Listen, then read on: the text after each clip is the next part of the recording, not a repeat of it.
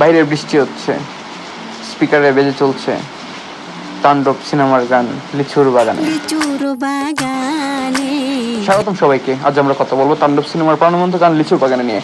প্রীতম হাসান ও জাফর রহমানের কণ্ঠে শাকিব খান ও সাবিলানের রঙিন পারফরম্যান্স। কেমন হয়েছে এই গানটি? চলুন শুরু করা যাক।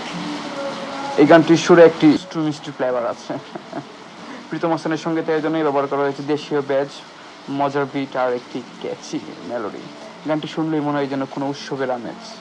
জাফরের কণ্ঠে মজা আর প্রীতমের টোন যেমনটা আমরা আশা করি, মজাদার একটু ক্লিয়ার এবং পুরো গানটিকে লাইভলি করে তোলে। এই দুই গায়কের কণ্ঠের মিশ্রণ গানটিকে করেছে আরও আকর্ষণীয়।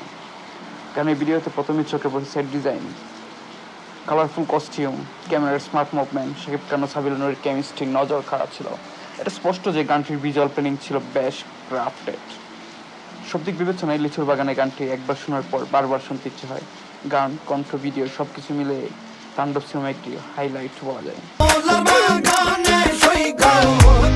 যদিও অনেকে বলছে গানের সাথে স্টেপ, মুভমেন্ট অনেক কিছু একটু অসামঞ্জস্যপূর্ণ লাগছে, কিন্তু আমার কাছে বেশ ভালোই লাগছে।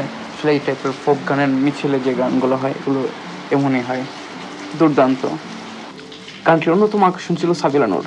শাকিব খান তো আছেই, তার কথা আলাদা করে বলার কিছু নেই, তবে সাবিলানুরের উপস্থিতি পুরো ভিডিওটিতে একটা আলাদা গ্ল্যামার এনেছে। কালারফুল পোশাক, সাবলীল নাচ, সে এত ভালো নাচতে পারে জানতামই না। তার চোখ দাদানো এক্সপ্রেশন সব মিলে সাবিলানুর যেন এক প্রেমে বন্দির সৌন্দর্য। তিনি শুধু গ্ল্যামারাসই নন, তার পারফরমেন্সও আছে এক চমৎকার প্রাণবন্ততা, যা গানটিকে আরও উপভোগ্য করে তোলে।